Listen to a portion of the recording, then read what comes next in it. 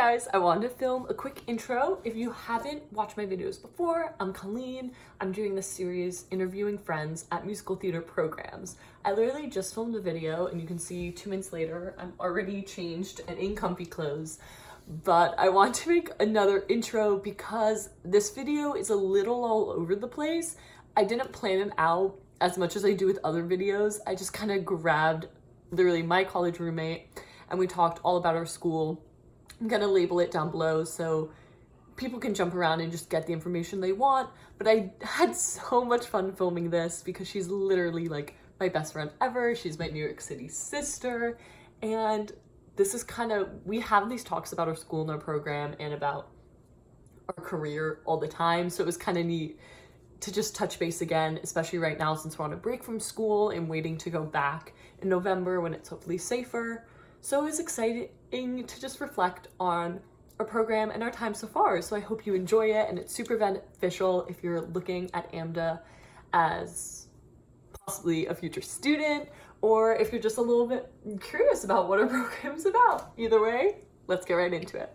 Are we recording? Okay, we're live. We're live. Hi everyone, welcome back. Today's a super exciting interview with one of my favorite people and favorite artists, Miss Anaya Briggs.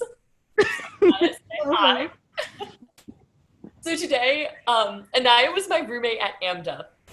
So today I finally get to talk about my school. I'm going to talk a bit about my personal experience. We're going to interview Anaya about hers, just like usual, starting at the audition process all the way through. So without further ado, how did you hear about AMDA? So I think I heard about AMDA through like advertisements on Facebook. I wasn't even really thinking about pursuing theater in college until my mom and I decided to do a trip to New York. And she got an ad for AMDA, I think on like Facebook, something like that.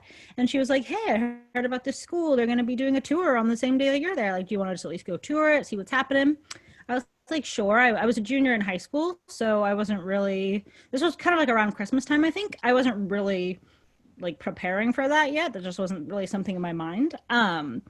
And so we went to AMDA, the New York campus, and got to tour it and meet the staff and meet a ton of people like that. And I didn't go to one of the days where it was like an open house, so there wasn't like a dance class or anything like that. But you really got to walk around and see all kinds of stuff and talk to whoever you really wanted. It was really nice, and I was like really vibing with it. And they were like, well, we do free auditions, like you don't have to pay, and they'll I'm from Seattle, so they were even like, hey, like we're doing an audition in Seattle on this date, like would you like to go? And I was like sure, I guess, like why not? And so I chose to audition, and I want to say I auditioned in probably like February-ish. And when I auditioned, I got to audition in Seattle, and it was a very small group of people. I hadn't really, I didn't really know many people there, but I knew like a lot of like mutual friend people. So it was a really comforting environment. The people who took all my information were really nice. The application was super easy. I also kind of got into, I didn't have to take the SAT at all. AMDA accepted me without an SAT score. So I kind of like lucked out on that one, which was nice. So I'm very thankful for that. I do not think I would have done well. So amen, AMDA. But yeah, so my audition was really easy. I luckily got there like really early, so I was probably like maybe the second, third one to audition. And I think they did the dance. There was only like two people for the studio program who were auditioning. So studio went first, and then they did musical theater. So then, like I said, I was like the second or third person maybe. So when I went into the room, the lady was super nice. I wouldn't say like overly friendly, but definitely not enough to like freak me out. Like it wasn't like tough nails like I've heard some other people talk about in different audition situations. Like it was just a really welcoming environment. Do you remember what you sang? Yes, I sang "You Don't Know This Man" from Parade. And thankfully it was a really, the song is, if you know it, it's really short, so I was able to sing all of it because I think they had asked for like a minute 30 song or something like that. At least from, it might be different at when you audition in New York because I've heard there's like a larger group of people there, but for me I was probably like a minute 30. I know I just did my 32 bar cut. which Yeah. worked because I was coming from like other auditions, so I just had like my 16 bar cuts, my 32 lined up, and I'm pretty sure I just did my 32. Nice. She cut me off, like I literally got maybe two sentences of the monologue out, which was good because I did not really know it. Don't do that one. You said Again, many lessons have been learned. I didn't really know it, so luckily I then like got to sing my face off. Also the venue we were in was very like it was a hotel. The walls were really thin. We were in like a conference center, and so like you could hear everyone when they walked in that room and started singing. So I just kind of was like, oh, I'm gonna go hard. I'm gonna like just end with a bang and then get myself out the door because I knew all I had to do was like sing and I didn't have to stay. I could just leave. So I was like, so I finished singing. Everything was good. The pianist was really nice. And then she was really curious about my range. So she had me sing some scales. that's And awesome. then she asked me some questions about my life and like what I had previously been singing, what kind of stuff I'd been doing. And that was it. And she sent me on my way. And then it was a really quick turnaround featuring my grandmother in the shot. How cute. It's okay. It's okay. Say hello to Colleen's YouTube followers. Hi. I said they say hi back. That one's Sorry. it's okay. That one's a freebie. Um, but I heard really fast, which was my favorite part. I know not everyone has that same. I haven't actually heard from anyone who's had that same experience, but I I think, heard within a week that I got in. oh, that's really quick. I Yeah, want to say that I heard within the month, that's probably. nice. Yeah, I would say was within the month. But I one was thing I love that you touched on that I want to highlight, especially right now, because I think there's a huge conversation that's been started about like accessibility to the arts and like how expensive the college audition process has become. And that's one thing I love about AMDA is like they really come to you. It's a free audition. There's no like um, application fees or pre-screen fees. And also just the fact that they travel around so that you don't have to. Because like for me, I'm not far from the city, so that would have been an option. But I ended up auditioning in Cincinnati because I was out there for another school. And it was a similar thing. It was just like in a hotel. And it's a fairly small group, like not more than 20, including dance majors and studio majors. And the dance kids went first because like it was kind of the same people who had to see the auditions. So the dance kids went first, and then a couple studio, and then there was like five MTs. And it's such a quick audition too. I feel like you just like go in, you do your monologue, you sing your song. They had me tap a little bit. really Yeah, I think I had on my resume that I'd taken tap all throughout high school, and I was so thrown off because I was just in like audition heels. Like I didn't like put on tap shoes for them, and I wasn't exactly in a flat. And I hadn't tapped in heels at that point. I'd always just tapped in a flat black shoe. But yeah, I did just like time steps for them in what I was wearing, and then just like you, they asked me questions about my life. I remember they asked, I think it was like, what was like a hardship or something you had been through, or just something in life that you had to work through. And yeah. I talked about having a speech disability and working through that. And I was really proud of this answer because I connected it to theater and how like going into a career where speech is everything, but growing up in most of my life having the speech impediment. So, and they were really impressed. They were like, oh my gosh, we never would have known.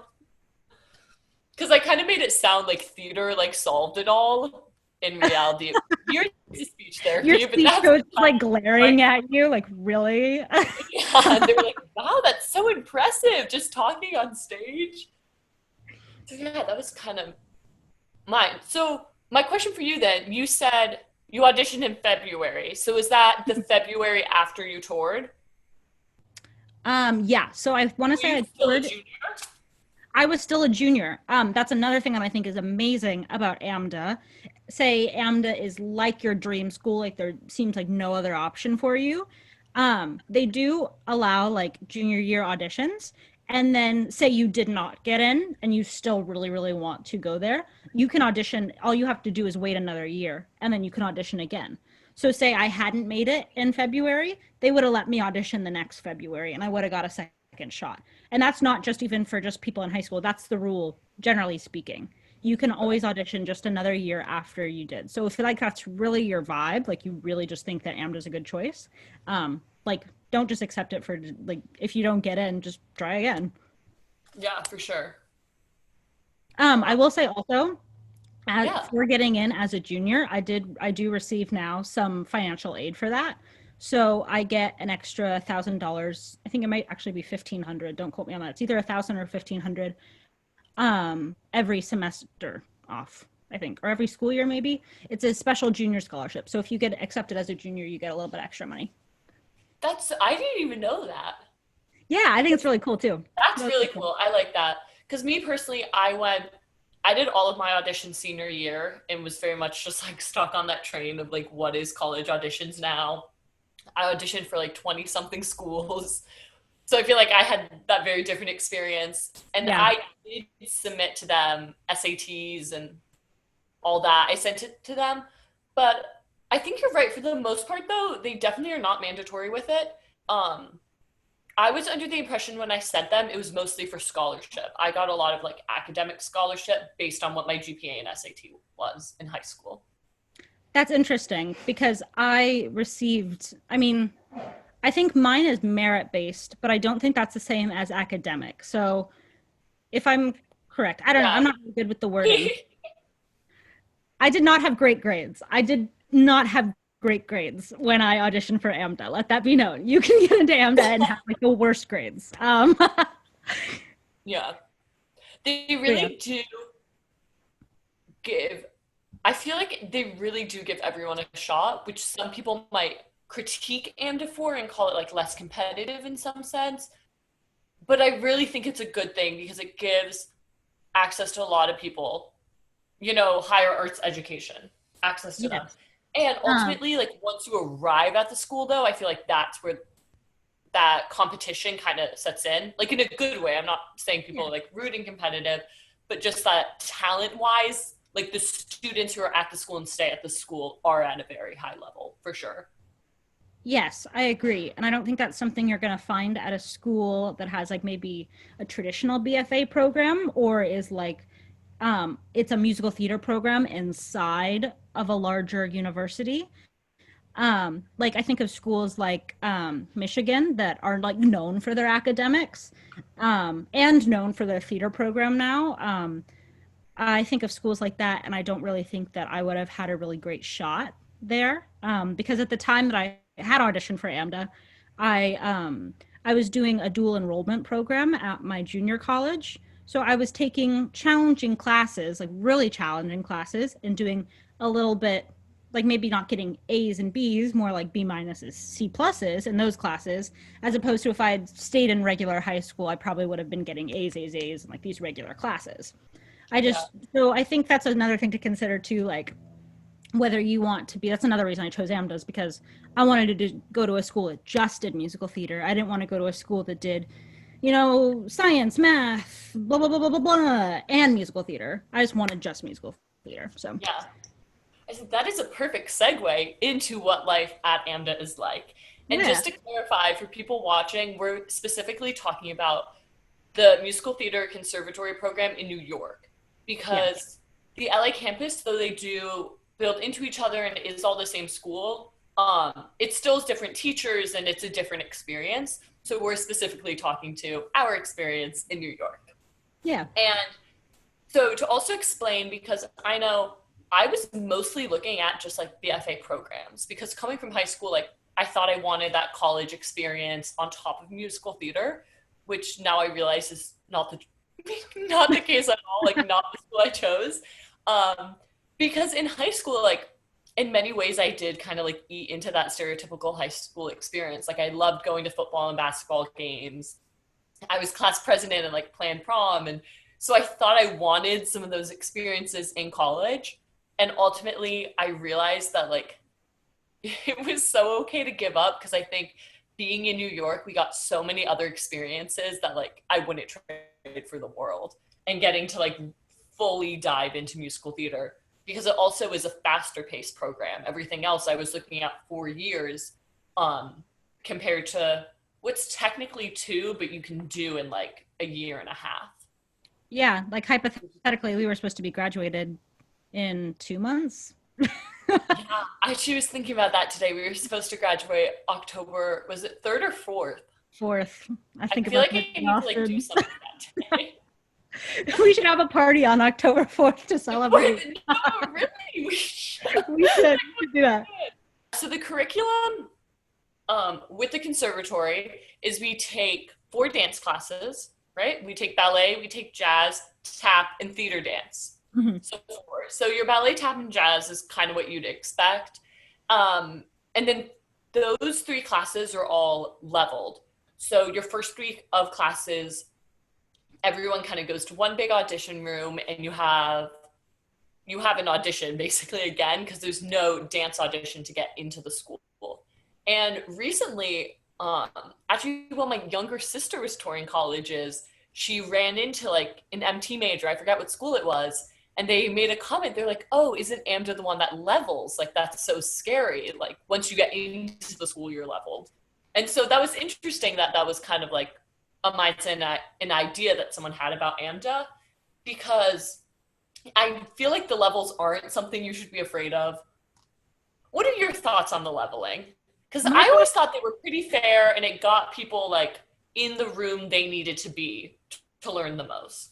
If that makes yes. sense. So, for reference, I had never really taken a formal dance class before coming to AMDA. I'd taken some like hip hop classes when I was like in elementary school. But other than that, I'd only ever danced in a musical and a pair of like cheap jazz shoes that were like $15 at the Payless. Like I had not really like that wasn't my life before then. Um, and so when we started, I think the first placement we went to was like a jazz. I And want to so that say was like jazz. that was like kind of like the closest thing that I had experience to, because I'd say that's most of what I had been dancing in musicals that I'd done.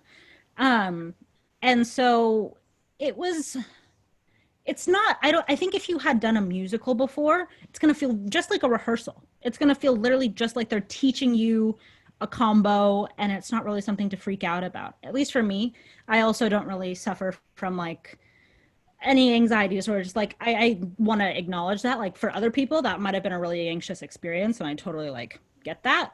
But for me, I Yeah. thought it was kind of chill. I also don't really get super stressed out with auditions. My thought is always kind of like whatever happens happens and it's meant to be. But I'm a little hippie-ish in that sense. So Yeah. I didn't really think it was stressful. I got placed, I think, at a level 3. At It was 5 levels at that time, wasn't it?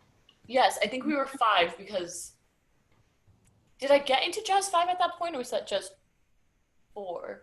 I think you did because you had I Casey as a think I teacher. did. I think it was just tap I didn't. Yeah, yeah.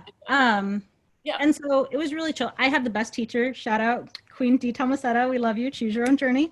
Oh my gosh, I Um, love her. we, As because we I had her later semesters in jazz. yeah. Literally come to AMDA just to be taught by D. Tomasetta. We love her.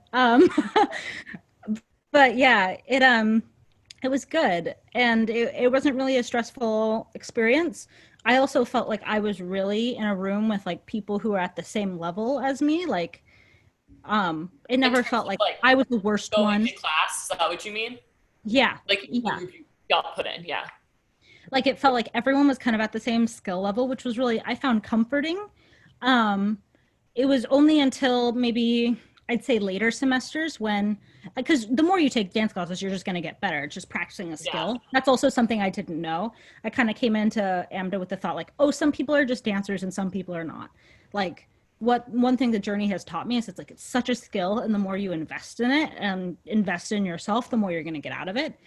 for sure. And so it was really helpful to like be around people who were also confused, and like the gears were turning in their head, of like what is a botma, what is Yeah. a torsion, like what are these things. There's um terminology behind it too, that if you're someone who just hadn't been in class, you kind of have to learn that vocab as well. yeah. And I think that's probably one of the most valuable things I think that a lot of those classes told me, because once you know at least the words, it's going to make doing like auditions like literally learning combinations, anything so much easier, because I then realized that there were so many things that people had been saying to me before then that I just like never processed because I just didn't know what the word meant. And so Yeah. it's really helpful to get that other skill in there, I think. Because on like the other side, I had come into AMDA with a fair amount of dance training and going, because the way they do, we call them placements. And like I said, you come in the room, they usually teach a combo, and then once you do the combo in like groups of five, usually I'm trying to think, sometimes they'll have you like switch lines and you get to do it again. Mhm. Depending on how much time, I feel like sometimes it is just like do the combo once. And And then like, they literally like divide us into corners. Like they yeah. start just like putting people into different areas of the room based off of what class they could see them in. And then sometimes, depending on, they'll have like an in between group if they're not quite sure how to place you, and then they'll have you come out and do some type of technical thing. So in jazz, it's often pirouettes. And almost every single time, I end up in the center of the floor doing a double or falling out of a double. It happened That is a the first consistent. time, it happened like the next three times to me. I'm not a natural turner, but I'm working on it. And it was good because it made me really have to fight. I felt like I never like slid into higher levels, though I did end up getting placed, which I feel very grateful for. But I always felt like I really had to work for it and like prove that I deserved to be in that class. Um, and yeah, I was really happy with my placements. Though at the same time, in a recent semester, I was placed lower than hoping. I did get moved down. And I think you just have to keep a good head on your shoulders and realize that, like, though we are at a school that does this leveling, like, that it's not make or break. It's not saying like you're never going to dance in your career if you're at a lower level, or, you know, that the people in the higher levels are like set for anything. And I know for me, I just kind of took it as a moment to like step back and like really focus on technique.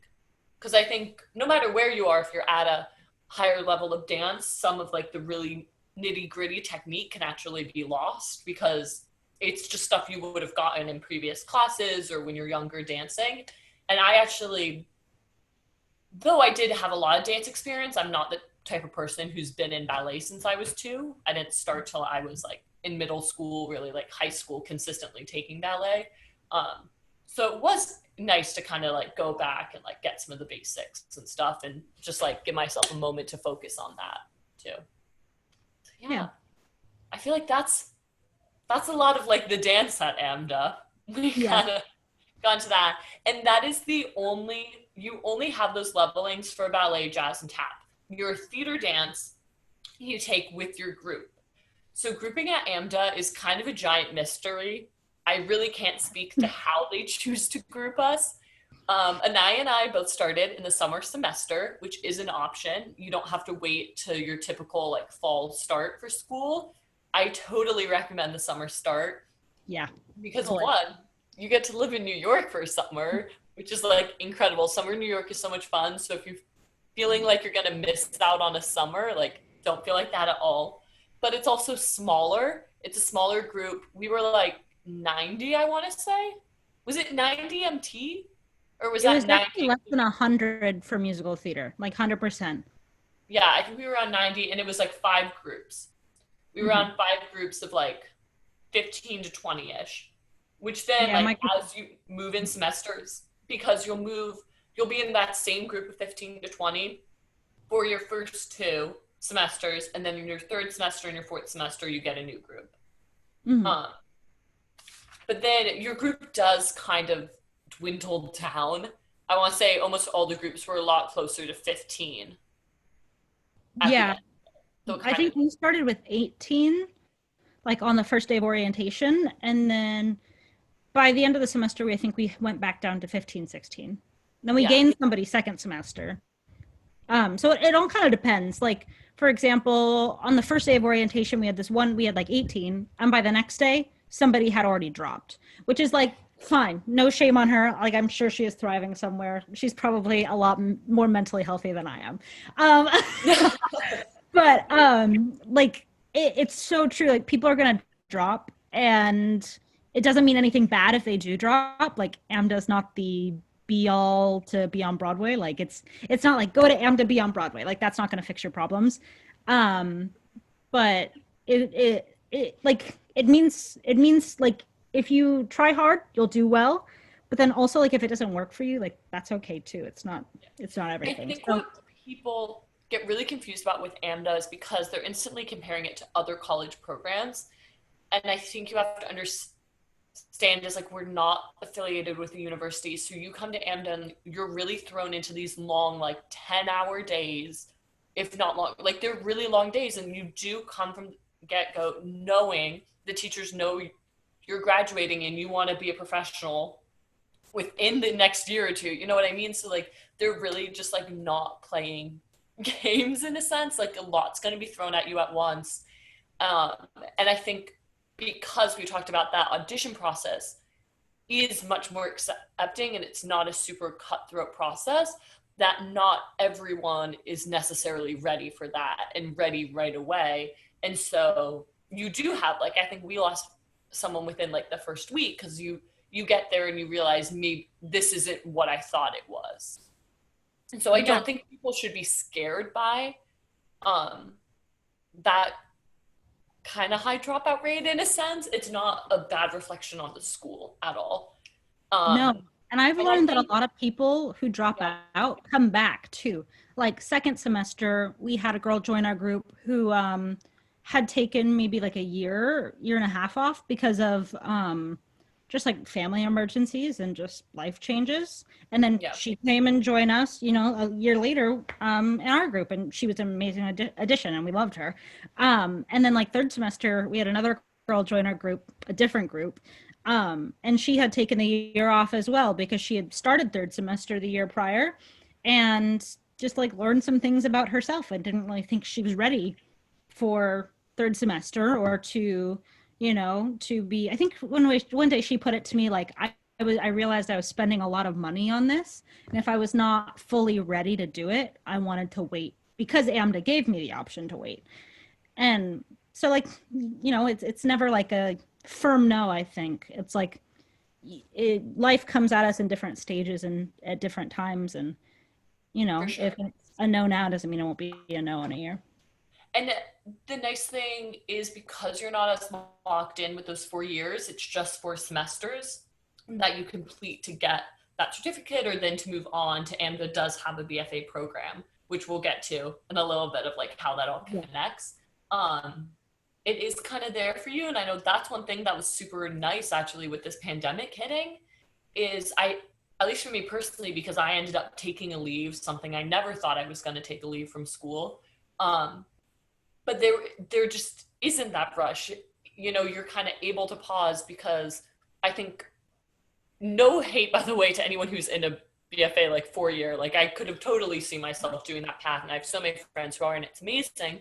But I think there is a pressure to do it in that 4 years, and it's not as easy to step away as I think the 4 semester structure. It's just when crazy things happen in life or when this pandemic hits, it kind of gives you that flexibility to pause and say, I'm not in a rush to graduate. Or, if in my case, I was like, this isn't going online, wasn't the education that I wanted for me, I was able to take that pause and then go back when it's more in person or just when I'm in a better place to do that online stuff. So Yeah, it's I kind of nice agree. that AMDA, in a sense, has that flexibility. And actually, now that I think about it, when I was deciding between 4 year programs and AMDA, I actually had a conversation with my dad where he was saying, like, if you end up like hating this or it's not a good fit for you after that semester. So, like, I could have gone back to like another school or,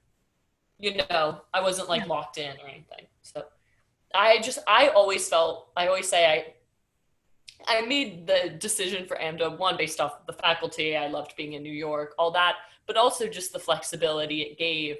I think we're in a career that's ever changing, and as a performer, you're changing a lot. That like I didn't know if where I'd be in 2 years, if I would have felt ready or not. And because we were in the conservatory, it was like I could graduate that conservatory and start working professionally or just trying to like build my name in this industry. Or if I don't feel ready, I can go and get my BFA and go to LA and start working on that. And that's a decision that you don't have to make freshman year. You know, you can literally make that like graduation day or like a week Yeah. before and then go get your BFA, which is super awesome. So we digress. I was like, wait, this literally all started with theater dance. I just wanted to say you take theater dance with that group of 15, Yeah. 20 that I talked about, which is awesome because it's going to be a dance class where you have people from all different levels. You know, everyone in that class is going to be at a different spot. And you do choreo from different shows, and you also do very like AMDA specific choreo that like I wouldn't even know how to describe, but Yeah, I no. think it really does, like it's there for a reason, and it does help you be better at dancing. It's so interesting. Like I just look back to one. We do choreo from one from chorus line, and I feel like that is so perfect. It's like your first semester though, and it's like it's almost a joke to us now, but like Yeah. it's also a really good like bonding experience for the I group. think that's the main purpose of it. Like it teaches you really good discipline, first of all. Like I think that's the main thing I learned from theater dance. Like at least my teacher was like, I don't want to call her strict because I don't really think she was like strict. She was just like very honest and like just very real, which I Yeah. appreciated. And she was like, if you can just do that, like you just have to do this. Like just make it through and just like run it until it's done. I remember the end of, I want to say, I guess it was the end of first semester, and we learned like I think it was 5 dances, right? Yeah, because Um, that's the other thing is it helps you memorize choreo. It is not the most yeah, complex choreo by any means. However, exactly. it's all like mental tricks left and right. Like there's it's like choreo that tries to mess with your brain, and that's an amazing skill to have. And in later semesters, you learn like waltzing and polka, which is amazing because you don't even realize how many shows like you need to learn waltz and more of like ballroom style and partnering eventually gets touched on in partner dance in theater dance. I mean, but in that beginning, I think you're right. It is a lot more about like discipline and picking up choreo and that type of thing and moving as Yeah. an ensemble. It really makes your group bond together too, because you'll all like I remember this one day that we had to run Romeo and Juliet like 5 times, like back to back to back, because our class could just not get it right. um, which will happen once if you come to AMDA and you learn Romeo and Juliet, you'll understand. And it's like our thighs were like burning, and we were just begging for the class to be over. Um, but our teacher was like, "No, you guys need to get a rehearsal room this weekend, and all come here together and like learn it." And like while it sucked, like while it was like no one wants to spend their Saturday morning like here, like we want to be like getting brunch at the trendiest new place in Manhattan, like Just it money we have. yeah, we'll be spending lots of money that we do not have at the moment. It was good, and it really like my group especially was really really close, and we're still all really really close. And it was it was really a bonding moment for us to all be there and be like, oh, we hate this, but we'll do it. And then once we finished, when we got to the demo of first semester and we did everything and we like killed Romeo and Juliet because we had spent time practicing it, like we were all so proud of each other because we had spent time that Saturday morning and we had taught it to each other and helped each other with parts that one person would forget. But oh, I remember, and then I forget this You're like, part. And oh, I love it. yeah, it's really like the family you make at AMDA is uncomparable. For sure. And then moving beyond dance, the way the AMDA curriculum works, you also take your main classes are your musical theater, and these are all classes you take with this group. So you take musical theater, you take acting one, you take vocal production and speech, you take music theory, you take film lab, which film lab is, I like to call it musical theater history when I'm Yeah. explaining it to people because it's also really nice because as an MT major, your day is very physical. It can be mentally exhausting and physically exhausting. So it's nice to have a class like that where you just go and you sit. We watch, it's called film lab because you watch a ton of film, you watch honestly bootlegs in a sense, but it's not, they're not pulling out bootlegs like they were. Some of it's from the Lincoln Center file archives there. It is professionally obtained. But you watch people perform and then you discuss the history of those shows, you know. Each semester kind of has a different place they start, whether I'm trying to think, first semester we did a lot of contemporary shows. Yeah, because you're studying contemporary musicals and the musical Yes. theater class. So to pair that, you get like a good contemporary musical theater knowledge. Yeah. Yeah.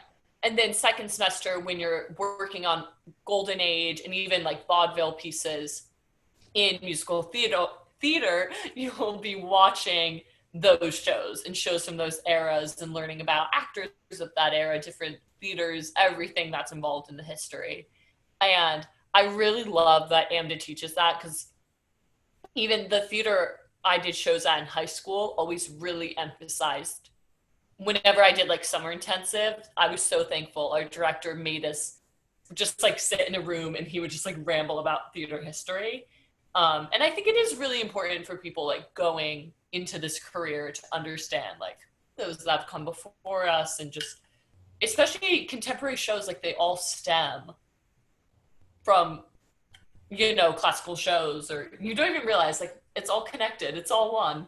Yeah. And I, as a person who like, my passion with theater is like making it everything that it couldn't be 60 years ago, because of how we see race now, because of how we see gender identity, because of how we see sexuality, all those things. Like, it's Yeah. my passion as a theater maker to like do things that have never been done before. Um, but in doing that, like, I think AMDA has taught me that in order to create new, you have to honor and respect the old to change it. So I That's think huge. that's a really important class. One of my favorites too. It's always so funny. The teacher you're gonna get for film lab is always gonna be hilarious. Like, it's gonna be so Yeah, much fun. 100%. And it connects well because in musical theater, it does kind of depend on your teacher. We did both have the same teacher, Philip George, first semester. You don't get up and perform a song without stating the composer, the lyricist, usually some type of fact. What I'm trying to think, there's like a list you have to go down: composer, lyricist, book, who wrote the book of the show, and then like Yeah. a fun fact about it. Fun fact. Yeah. And it has to It's be a like different fun fact each time. every time. And then in later semesters, you can't get up and perform without handing in paperwork that is like very detailed research you've done about the show, the era of the show, and the original creative team, you know, understanding what revivals have happened. And it's the same thing in acting. Like, you can't get up and perform a scene if you don't know about the playwright or the period. So there's a lot of history, and I think Yeah. you were like, I was trying to think. I was like, ooh. That became true in acting for me third semester because of the teacher. We both shared the same third semester teacher too. yeah, But first and second, it was a little bit more chill in terms of acting. But I liked it. I liked that we did that. It was, my acting teachers throughout AMDA have been like the best. I love them. yeah. Oh my gosh, no, I have to agree with that. I've adored my acting teachers, but I always say that's, I think, a big misconception in terms of like the work that you do as a musical theater um, student, that people don't realize. Like, it's not just like memorizing music and memorizing scenes. Like, that's a big part of it, but there is like a lot of like book and paper research that I don't think people realize that we do in this major, that you really need to expect coming into the school.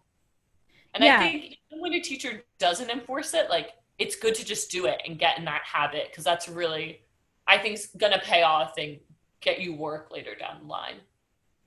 that's truthful.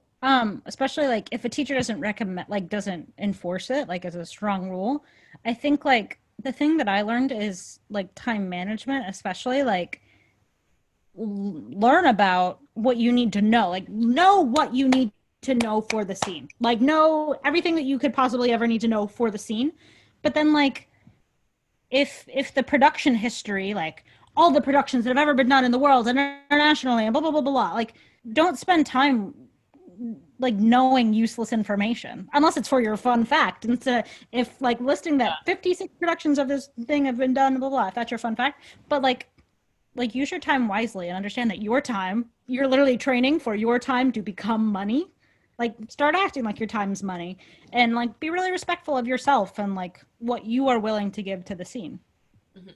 No, that's a huge thing because I think also what was so exciting in a sense in moving into a more like professional aspect of this career. I don't know how to word this, but I definitely felt moving from high school because I did a lot of theater and like you were doing a ton of community theater in high school, but I definitely felt this sense of like moving a step closer to the professional world and living life as a professional actor.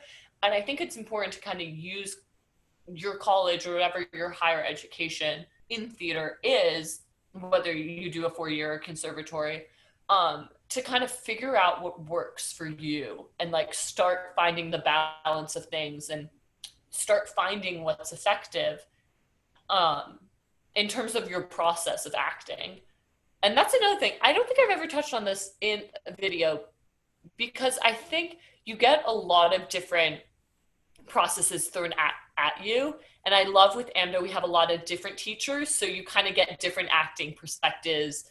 Musicals kind of cut in stone, specifically for acting, because there's going to be different things that work for everyone. So I think it's so important to like respect your teachers, and obviously value what they're saying because your teachers have gone through this and have so much wisdom to share, but also at times take things with a grain of salt because what we do isn't science. It's not math. Like there's not a set system. And so not everything your teacher is going to say is necessarily going to be perfect for you. And that's again, like you do have to be super respectful. You can't just be like cussing at teachers and being like, oh, that's stupid. Yeah. Like you still have to respect it or like try it. But then like in the back of your head, it's kind of exciting that you're in this professional spot that you can be like, at the same time, that's not what I might bring into an audition room or like how I'd put it forward on stage. And there's something like really thrilling about that. You know, you just get to play around in so many different acting techniques or maybe vocal techniques too and really find what works for you. And I don't know, a lot of fun. A couple of people in my group, first and second semester, they kind of felt like they're maybe they had like feelings about maybe the teachers that we had at the time didn't fully know what to do with them, or maybe just felt like it wasn't a good fit, like they weren't learning as much as they wanted or in the shape that they had hoped it would look like. And then third semester, meet a teacher, boom, like just gets them, like just gets everything that they have to offer, feels so seen, so validated. Like that's what I like about AMDA a lot. Like there's going to be at least one teacher you like really, really connect with. Like I'm lucky. I feel like I've connected with a lot of the teachers at AMDA, but yeah, it like that's something that's nice about the really diversity of the staff is like there will be someone who sees you no matter what. Whereas I'd say like a BFA program type, from my understanding, it's more like there's one set faculty. Like there's always people coming in and out of the AMDA faculty.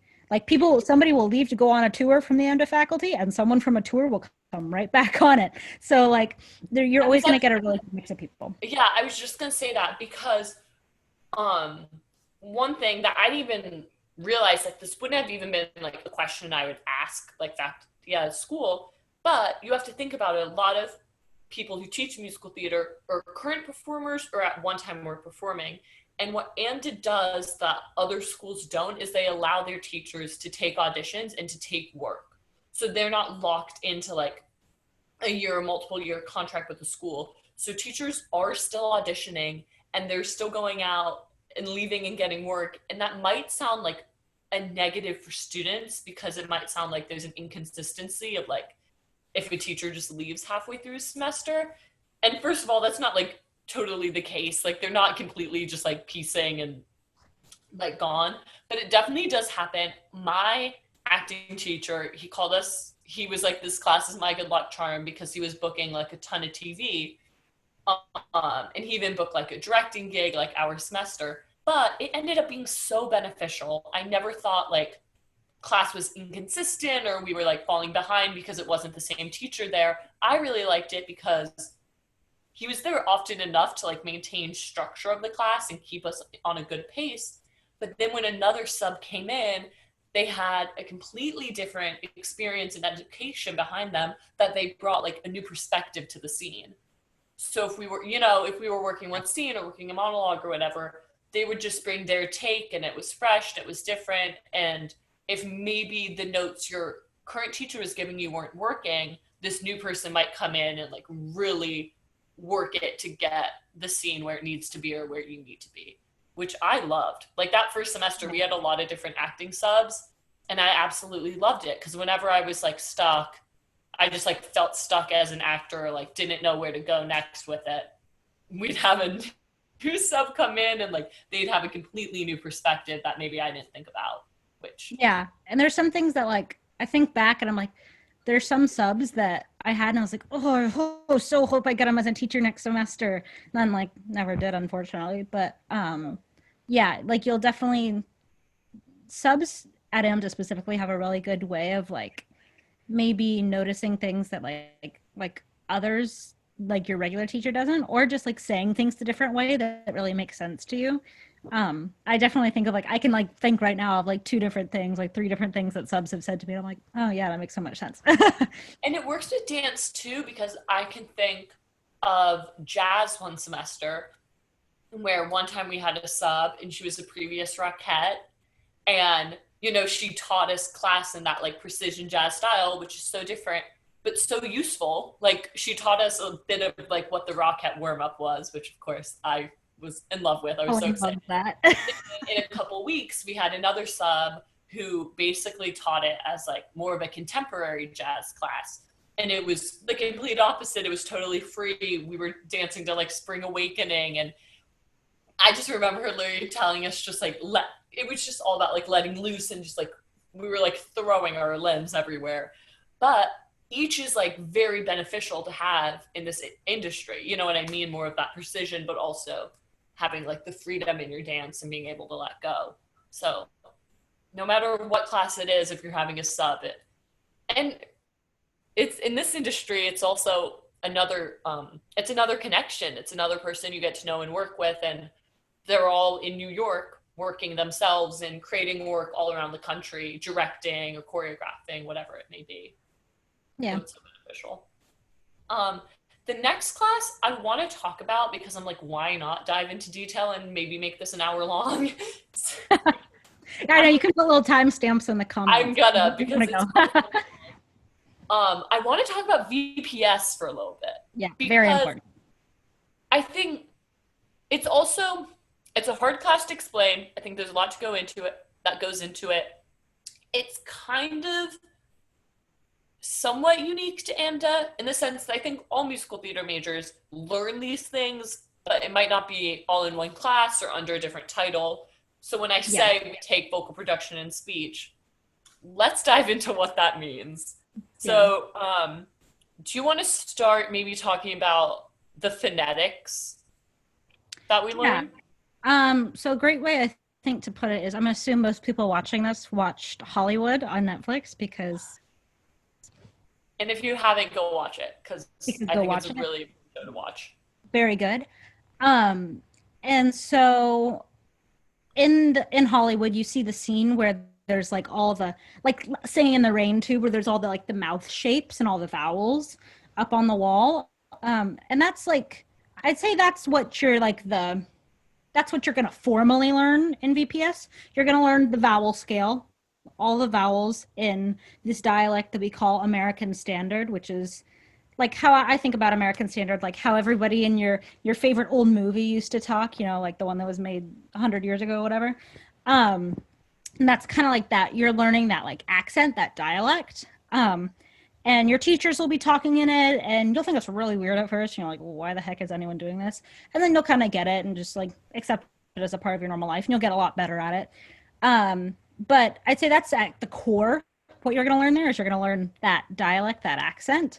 And then you're in process. You're also going to learn a lot about yourself. You're going to learn a lot about breathing and the vocal mechanism and everything that's attached to it, and just really learn about like how you look on stage, like how you present yourself and posture and what that says about a character, and just like kind of it's almost like a well-being class in that sense too. Like my first semester, we did a ton of yoga, like a ton of yoga, a ton of deep breathing. I didn't even really know we were learning the vowel scale until maybe like midterms, because I thought it was more about breathing and just kind of feeling more comfortable in your body and learning that aspect. But it at its core, it's an accent or a dialect class, if you will. Yeah. No, I was just gonna say, like, the whole point of American Standard, though, because at AMDA you do have a lot of international students. So for them, it also serves this other purpose. And the teachers say a lot, like, we're not trying to take away the accent that international students might come in with, but just, and also accents that people all across America have. You know, we have students from all around the country, and, so many of us think, oh, like, I don't have an accent, but you really do. And they'll kind of point out and make you aware of what vowels and just like little tendencies that are specific to you. And the reason being, it's not saying it's wrong, but not every character is coming from where you are with the life experience that has created your own personal dialect. So being aware of those tendencies is super important when playing characters from all over who have their own dialect and life experience that makes speech what it is. It's That's a a really really great way to put it. it also, I would say, helps release a lot of tension, which is so beneficial in singing too. Like, a lot of upperclassmen would always say, like, VPS helps my singing. And I think when you're a first semester, VPS is just very confusing and it's so different. It kind of takes a while to like accept and really get. But as we started moving into third semester, because that's where Anaya and I were when the pandemic hit, I was starting to really see what they meant when they say that it helps their singing too. Yeah, a third semester for me, third, like the end of second and then the beginning of third is where I really started to have like this breakthrough with my singing, because I truly, like, I think at this point in time, I realized like as much as singing is like control and technique, it's also a lot of like, it's so much easier when you have a free and open vessel to like Oh, communicate 100%. that through. And I didn't know that. Like, I didn't buy into the thought, like, oh, if I stand better, I'll sing better. I didn't buy into that. I buy into that now, like a little bit more, still not as much, but like a little bit more. What I really buy into is the tension. Like, if I'm standing there like this, my vocal cords are immediately like, just like shortened. There's immediately less room and less range for me. Yeah. But like when you keep your shoulders down, and it also makes you feel more confident in what you're doing. I kind of had like a battle like second semester with VPS, especially like just sometimes I don't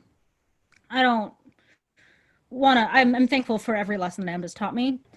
Um, and it was I kind of had this battle of like, why do we do this? Like, is it language? Is it like erasure on a bunch of my friends? Because my group had like a ton of foreign exchange, well, not foreign exchange, but people But from different countries. international. Yeah. Yes. Yeah.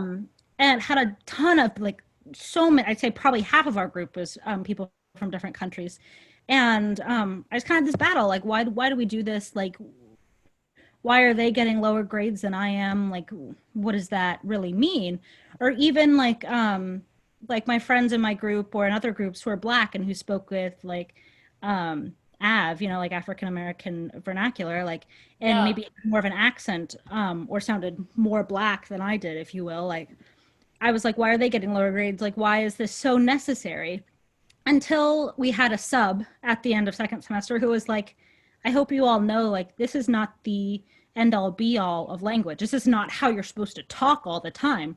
This is simply an accent. It's simply a dialect, as if I was to start talking in a Southern accent or a New York accent. It's something just like that. Like, you can't think of it as anything more. And I think that helped me a lot with my journey to then fully release myself and let myself really experiment with UPS. Yeah, no, that's really important to mention because, like I said, we do have so many international students or Yeah, VPS is an interesting one, and I'm proud of AMDA because I do believe that they're opening that conversation more of like how the class can be read as offensive or like trying to take away someone the way someone talks, and that's not it at all. Like that's not the intention, but it so easily can be read as that and feel like that as a student in the class. So yeah, I said that's VPS. It's going to be literally the weirdest experience of your life. Just go with it. Like, Yeah, I think for anyone coming, that one's very interesting. I also don't, I think it's also the one class that you really can't come in with any prior experience. yeah. Like, there are very few people at our age who have taken like a speech class. You know what I mean? Like, there Completely. are some people who do like speech and debate or something in high school, but still, it's, not many people even have like an education in phonetics and like that type of Yeah. thing. So And if it's you really, do come into AMDA like that, thank your high school teacher a ton. yeah, Send them a bouquet of flowers right now. that's super unique. Do you want to, before we get into more just like campus life and life at AMD outside of classes, I just want to mention the way we kind of do exams in a sense. So when you go to AMDA, you're not going to have a lot of written tests. You do sometimes in that history course. I'm trying to think in terms of what we're actually graded on. There's paperwork within musical theater and acting that you may be graded on. Um, Certain things where you have to write the phonetics of a monologue in VPS that you might be graded on. Our big thing that's similar to midterms and finals is called demos. So demos they come at week like 7 or 8, and then week 14, 15, because we have a 15-week semester. So in the middle and then at the end, you'll have demos. And for musical theater, it's usually performing whatever piece you're working on. The demos, in terms of who you perform them for, are a little different depending on what your semester is. Your first semester, you're just going to be in front of the rest of your group and faculty. Second semester, you're in front of other groups and a lot more faculty. And then by third, it's totally different because I was like, that's a whole nother video we have. Yeah, that's a lot. By third, it's a lot because they pick like selects. So certain, dances and group songs, solo songs, monologues, larger scenes are picked to be performed for like all the faculty. So third's a whole nother deal. And then by fourth, you don't even have demos really, because we'll get into all the fun showcasing and stuff you do by the Yeah. end. And then for dance, it's the same thing. All these dances and curriculum pieces you learn, plus a little dance your teacher puts together to show what you've been working on. And then you perform that and are graded. You perform it for whatever that panel of faculty is. For dance, usually there's always a lot of other groups, if not like everyone in your semester in a room. But it's super awesome. It's not a stressful thing at all. I know like other schools call them like juries, and a lot of times that's just like one at a time, and it kind of depends. Each demo, I know I find dance demos really fun because I think they are much more of like a performance, and we're allowed to kind of like cheer everyone on more. VPS demos, which is that speech class we were just talking about, those can be stressful. It is just you walking into a room with faculty and performing. It's usually there's like a series of exercises that you do before, and then you perform a monologue. Acting is really just kind of another day in class, except the head of acting will come in and watch the scene, and then they give feedback too. So that's the other nice thing, is none of this is like a final thing. You just see your grade and never know. Usually once everyone goes, they kind of share like general notes of what went well, what as a group you need to work on. And then sometimes, did we have conferences first semester? Because I know definitely by second semester. Oh yeah, we did, because I had one with Philip George. So Yeah. you'll even get like a one-on-one after, where you can kind of check in with like musical theater and acting. and you just like sit in the hall with your teacher and they tell you just like their thoughts on where you're at and what, you know, what's been really working for you in class, what they think you should work on, that type of thing. Yeah, I know for a lot of mine too, there it's really a chill session. They let you ask as many questions as you want, as long as it's not like, will I make it? You know, like that's the only question I think that was like off top, like not allowed. But I mean, it's a really nice. I think that's one thing that you don't get at a lot of other schools. You don't get that like privatized conference time, like that time that's dedicated to you. And that's something I really like because I've learned a lot about like how others perceive me that I didn't know about, you know, how could I? So it's nice. Yeah. And then I just realized the only other class, I'll just talk really quick because there's so many things I want to get to that we haven't even touched on, is you take well, you take a voice lesson. Everyone has an hour voice lesson, but then we also have practicum, which is there's a lot also built into that class, kind of like BPS, but I consider it like a business course in a sense.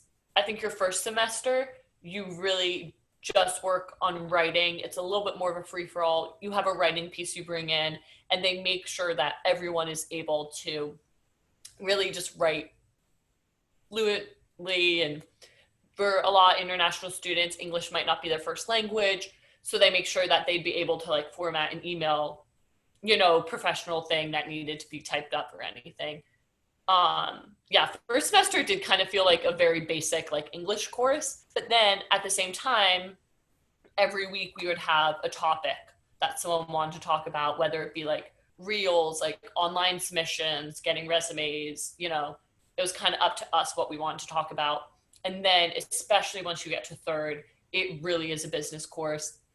They're going to teach you how to write cover letters. They help you with your resume. Practicums where you get your headshots set up, all of that. You set up a website for yourself. I'm trying to think what else. Cover letters were really huge because I know, I like, didn't I know. had Yeah, headshots and resume, but I had no idea what to write in a cover letter and what that should include. I didn't And even know it was a thing in the theater realm. Yeah. yeah, that's the other thing that's so nice is they'll help you professionally as an actor, but also just like as a human being in New York. So when we literally had to do like mock emails for people, and it was like talking to a casting director or maybe like an agent or someone in the business who you were communicating with, but also applying to like the yoga studio in New York and making sure. So at the not even at the end of third, I was what, like 4 weeks into third, I had a Yeah. professional resume and my acting resume like ready to go, which is so beneficial and so important that on top of learning, you know, your acting, your dancing, and your singing, that you know how to present yourself and how things work professionally in this industry. So that's practicum. Yeah. And then before we get into campus life, I just want to say performance opportunities because I always talk about this in Mhm. videos. And that is one thing you don't really get as much at AMDA. We're not putting on like full-fledged musicals or plays or anything. But the reason for that is because it's such a fast-paced program, they really want to focus on your training. And this is, you know, the 2 years of your life to really just like lock in and focus on that. And going in, that was something I was kind of nervous about because I had never gone that long without performing. But I think it is really important. And I can now see how that can create a different competitiveness among classmates as well. I think if I was auditioning and doing shows, I can see how that changes the dynamic with faculty and among students, and also how distracting that can be at times to be in a show. Because even though we're in New York, you're strongly discouraged and you're not supposed to be auditioning for shows your first or your first three. By the time you get to fourth, you're strongly encouraged to be going out and getting work. But they really want you to focus. And I think ultimately that really is a good thing to just, you're going to have so many years of, if you're doing this professionally, to be performing and to be doing shows, that it's okay to like take this break and still and just focus on you and training and what you need without working on being a finished product. I think that's the thing is like when you're in an audition, it feels like very final and like you need to be at a certain place. And it's kind of relieving to not have to worry about that and not have to always be like performance ready in a sense. Yeah. Yeah. And in terms of like performance opportunities, there are some like informal ones. Like I Yeah. know a lot of my friends have performed at like local venues through like student organized like talent shows, if you will, kind of like cabarets, stuff like that. Um, so I mean, I think that's kind of cool too. Like you get to just like not even just like I'm doing a musical at my college, come see it. It's like no, I'm performing in New York City. Like I get to say that I've performed in New York City. So Yeah. they're always going to be out there if you do want them. But I will say, like, I had a friend in one of my semesters who did like a community theater show during, I want to say, our second semester. And he was wonderful in it. I do think it, like, I know I would have been tired, like, going straight from school from 7 to, was it 6, and then going to rehearsal. Like, I would have been personally really tired. So And it's definitely a blessing in disguise.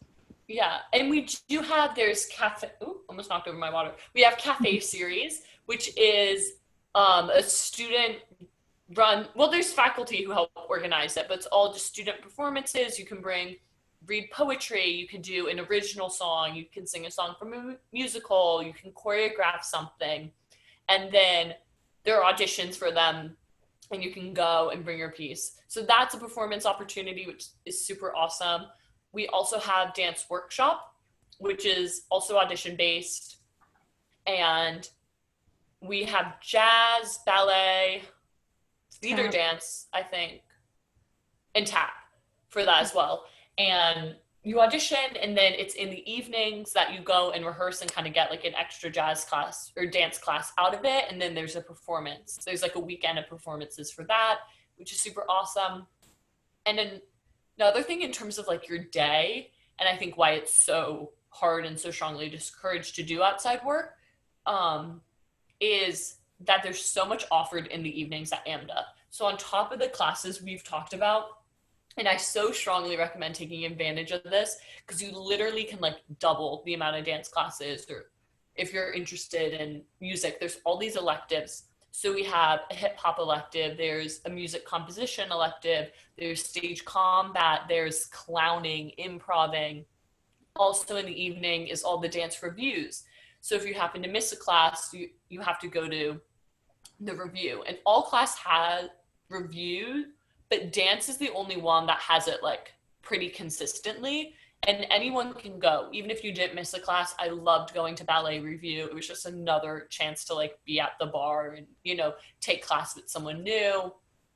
That is And true. Every night I'd come home and I'd be like, Colleen, where are you going? Didn't you just get home? Colleen's like, I'm on my way to dance review. I'm like, I yeah, think I love it. I think having that ability to literally like double your dance load, especially for me, because I'm so interested in dancing in this industry, and that was just such an important part when I was looking at schools. Is like I wanted a place where I could like really get a solid dance education and be dancing frequently.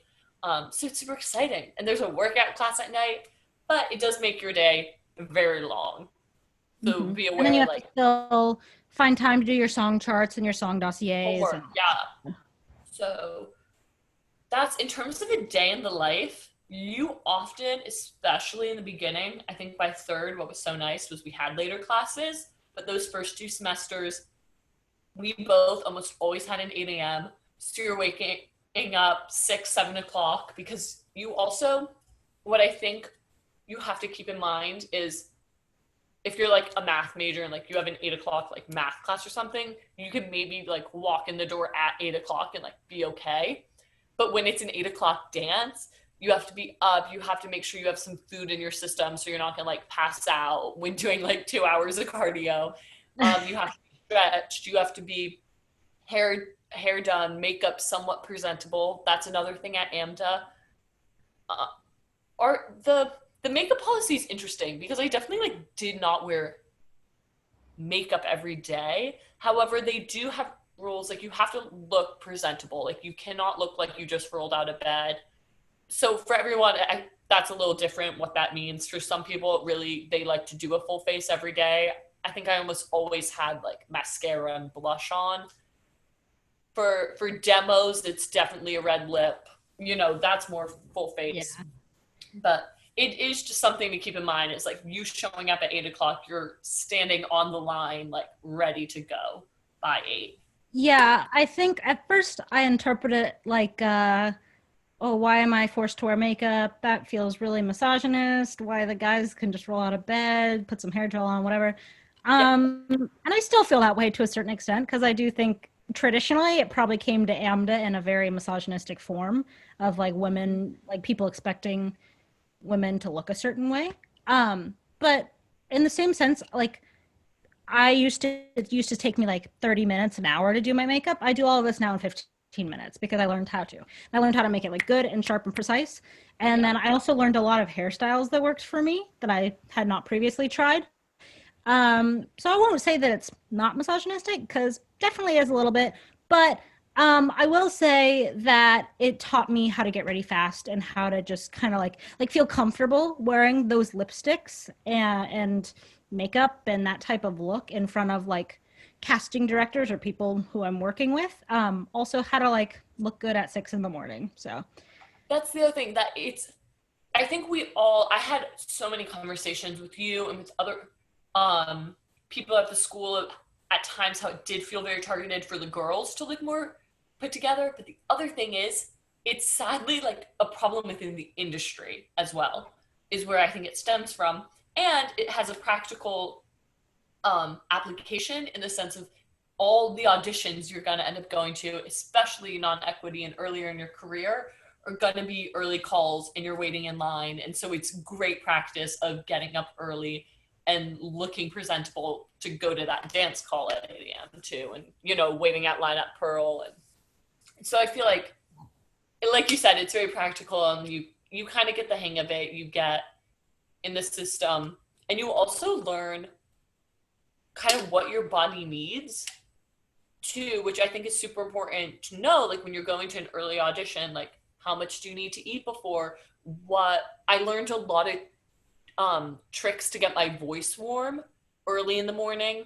yeah, And they try to be kind when making your schedule and not give too many vocal classes early in the morning. Like your voice lesson, they try to be later in the day too, in that sense. But I did have musical theater one semester at 8 a.m. and that's tricky, yeah. to I had one at like 8:30 or something. And the building didn't open in that because isn't the Ansonia open a little bit later or something like that? Or like there's maybe it doesn't open later, but there's less I rooms. think it So opens it's by 7 because I was there by 7:30 a lot to warm up. yeah. But then there's also like less rooms at the Ansonia than at But yeah, 61st. So like if your classmates got there at 7 and you got there at 7:15, like you're probably not gonna get a vocal room. But that's only at the Ansonia. There is another building full of more rooms. So but yeah, they are nice in that sense. Even like my teacher, she like doesn't teach on Mondays. She's like, I'm not inviting those bad vibes into my room. And I was like, she said, yeah, "Oh, that's really funny." But yeah, I just think it's so important to be learning that at school than not when you're like at Ripley or at Pearl and your voice is dead and it's like, how do I do that? Like it's just a lot of very practical things. I think the routine of being a student in musical theater teaches you a lot to then being a professional, because the thing is, like, those long days don't go away, when you're auditioning and also balancing 3 jobs to pay rent. You're going to need those skills that you learned running from class to class and being exhausted, and how to push yourself but also not. Burnout is a real thing too. yeah, And school kind of taught me that. I think I learned a lot about my body and how far I could push it. And there were definitely a lot of late nights rehearsing and late nights and early mornings, but at the same time, I also spent time where after class at 6, I was like, I'm not going to that extra dance review. I'm not going to go to the workout because I need to get my homework done and like be in bed by 8 or 10 o'clock. It's like there's both sides to it, and learning, I think, how far you can push yourself mentally and physically is so important. yeah, I agree. I think that comes with your living space too, which I think is something important um, to touch on with good old AMDA.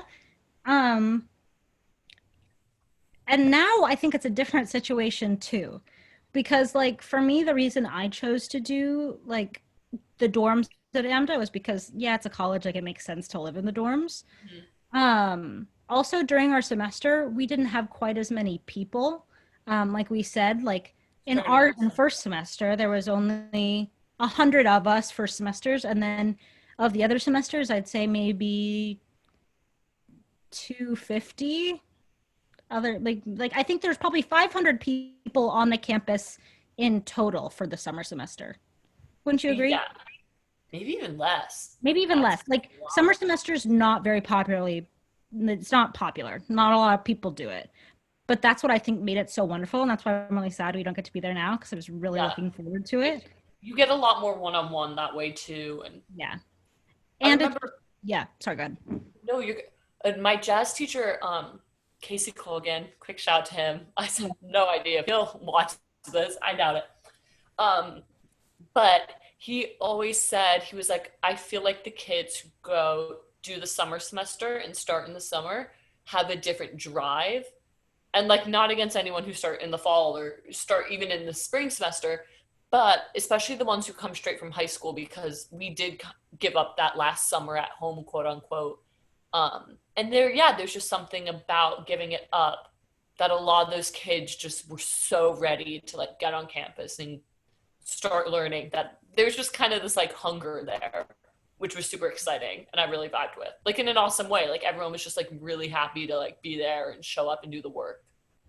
I'd say also because of that, there was a lot less drama. Like in our semester, like there was Yeah, hardly any drama, I'd say, which was really nice. it's a really awesome group of kids. I'd agree with that.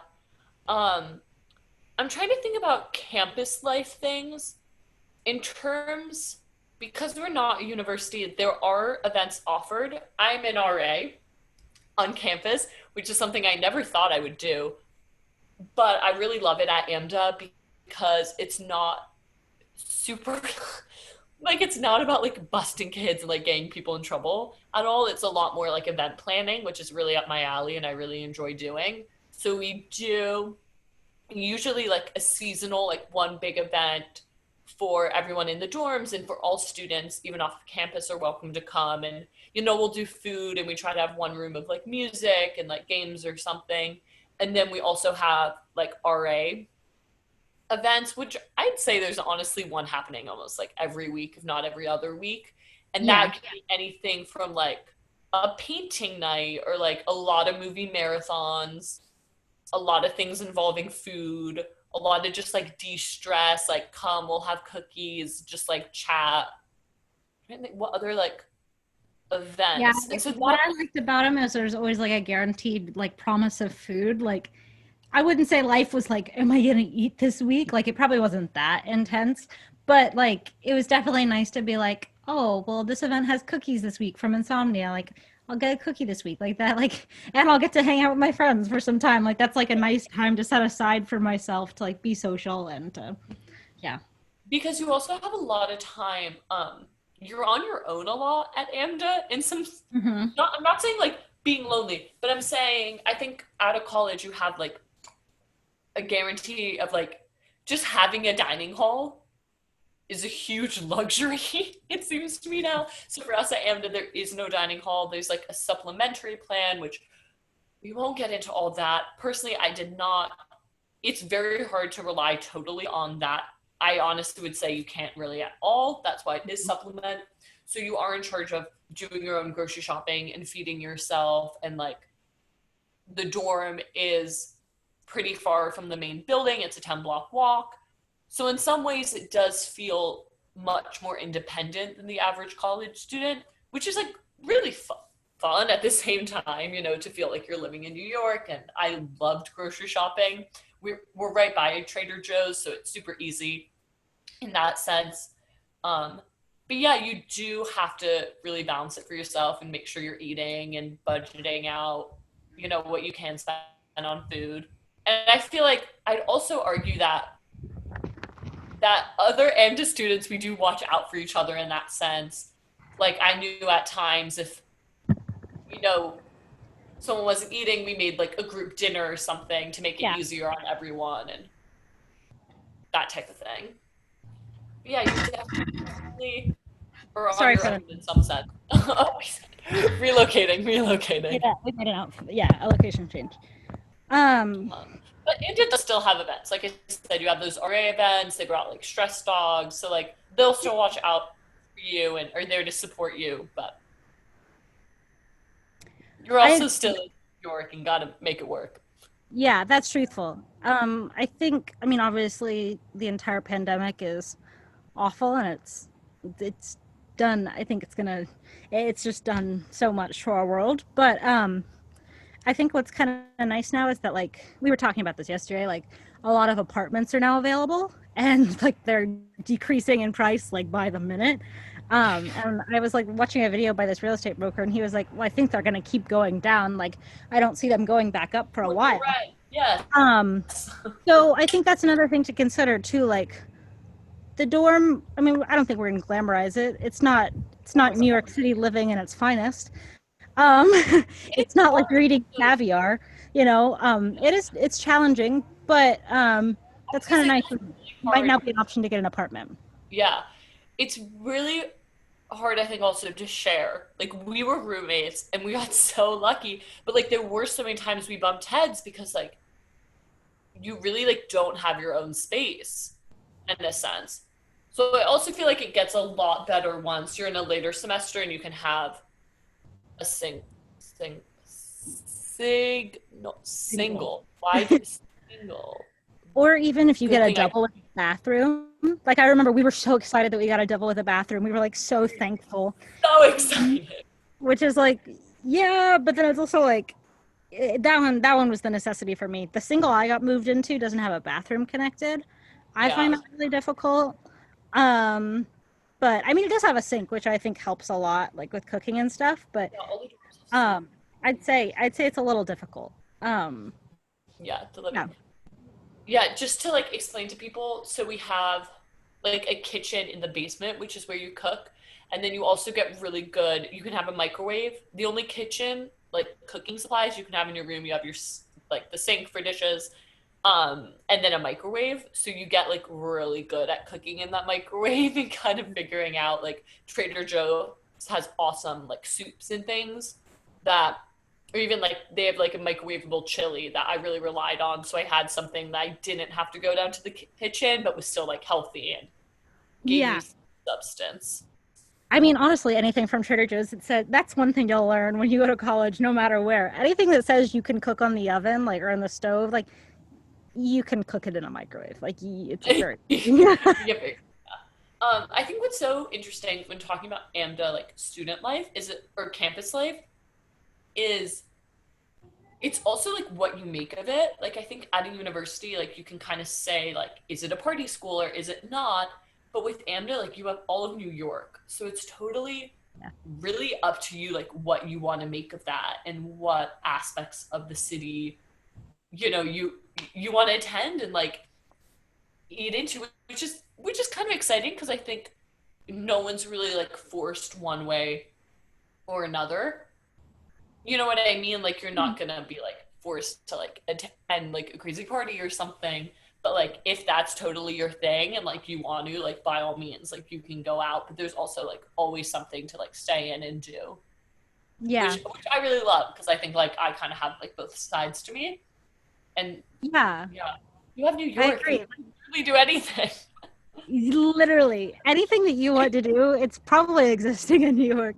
Like I have some friends that never went out, like not a single time. And then there's people like me and Colleen who are probably out every weekend. Like one day, it's usually like how our Like weekends doing would work would something. be like Saturdays we'd go out, and then Sundays we'd stay in, clean and eat, like and do homework. Like so, like there's like one day a weekend where you're like having fun. Um, but yeah, Also, like so much. I was gonna say seeing shows. Ah, Being in New York as a theater major, I think is amazing because it might seem really expensive. However, well, it is. I won't lie. New York is expensive and theater is expensive. However, there are so many rush tickets and student discounts that are so useful and I 100% recommend taking advantage of.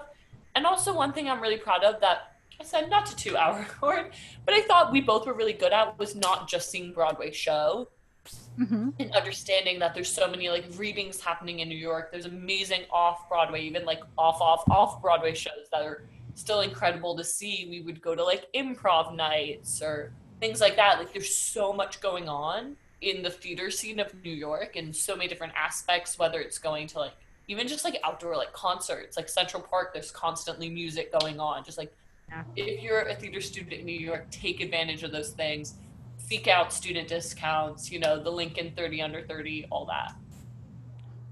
So Yeah, like I was lucky enough to get a job with Today Ticks, which if you don't know about it, you should definitely know about it because we're amazing. yeah, Which is essentially like you might be familiar if you visited New York with like TKTS, which is like another ticket selling service with like the big stairs that everyone sits on and takes pictures and stuff like that. We're just like another version of that, and we offer like usually we do all the rushes for most off Broadway stuff and like smaller houses, and then we sell Broadway tickets, and we sell literally probably any event that you want to go to in New York. We probably sell tickets for it, and I love working there, and that has also provided me with a lot of tickets and opportunities to meet cool people, and I really endorse that as well. yeah, no, that was an awesome job. Now, segue in the last thing I want to touch on because I think we have over a good hour of footage now, Me which is amazing. too. I also have to go to work at some point in time, so You really? Okay. So, the last thing I just want to explain is the fourth semester and showcase okay. and the way that works because I think it's so cool. And this is also one of my favorite things about AMDA is our fourth semester, all of your classes are moved to the evening. So your first 3 semesters, your classes are done at 6 at the latest. And your fourth semester doesn't start until 6 o'clock at night. So in the morning, you're encouraged to work. You're encouraged to go to auditions and start being seen at things and getting your name out there in the industry. It's a great time to find apartment. If you're planning on staying in New York, you can go apartment hunting at that time. And so you have 5 weeks of classes still that end in a panel night. So you go and you do a mock audition, you sing, you do a monologue, you do a mock dance call, and they bring real casting directors, real agents in, and they'll come and give you feedback. So they're all taking notes while you audition, and you actually get that feedback um, back to you, which is amazing. And in some cases, like there have been instances where people get cast from that, or if they see you and like you, they might call you in from an audition. That's not the point. Panel night is not meant to get you an agent, but it has happened. And Yeah, then, like someone I met first semester that happened to them. Yeah. yeah. And then you have another 5 weeks of musical showcase and drama showcase. And that is your typical showcase with the intent of getting you seen by industry professionals, getting you an agent. Again, it's not always a guarantee. I think, you should really never go into those things with that mindset necessarily, just because then you might be disappointed if, you don't get an agent or it doesn't go the way you hoped. But I really love that we have both. We do a musical and a drama showcase so people can see you both as, a dancer and singer, but also as a straight actor. And Yeah. yeah, that's kind of fourth semester, and then from there you graduate, and then you can either just take the AMDA certificate and go out into the world, or you can instantly transfer and go out to LA and continue on to get your actual BFA and get the degree. And it's always in the works that they're trying to get that BFA program in New York, so hopefully that will happen soon for us too. But yeah, I Yeah. feel like that fourth semester is very unique to AMDA because it's a very gradual transition into the city, into being a professional, compared to going to school really far away. And then all of a sudden, like you showcase to graduate and you have to understand the way the subway works and like the way things work in New York. Yeah. You really kind of get settled, and I feel like you have a safety net in a sense, and it's very rare you feel that safety net in this industry. I So agree. do you any final things you want to add about that, but just also kind of final things to wrap it up? Yeah. Just to build upon that, can you hear me? Am I muffled or? You're good. Okay. There's a Um, little background noise, but I can hear you. okay, good. Um, but like just to build upon that too, another really thing that's great about AMDA is after you graduate and you're an alumni, you also get to come back and use the rehearsal space for as long as you'd like for the rest of your days, from my understanding at least. Yeah. Um, So it's, I think that's also nice, as opposed to, say you went to school in Arkansas. You know, you could probably go back to your college and use their rehearsal space, but you'd have to fly from New York to Arkansas. You know, so it's nice to have that place in the city where you'll get, you know, a very designated place to perform. So Yeah, I agree. It gives you a home base, and I think that's very nice to have to yeah, come back to. And also, free rehearsal space in New York is very hard to come by. I would And say more whenever than I anything tell else. professionals that when I meet that we have that, they're just like, that is huge Yeah, because so many people spend such a good chunk of money on dance rooms or getting voice rooms, all across New York. yeah. And actually, if you watch, this kind of like a name plug, I guess, but not really. Just our alum, Chrissy White, for chorus line when she is practicing for her callback, for her final callback, she's in an AMDA studio working with our teachers and our pianists on that piece. So it just Yeah, kind of shows you. I think that's a real treat to have that to go back to. yeah, I agree.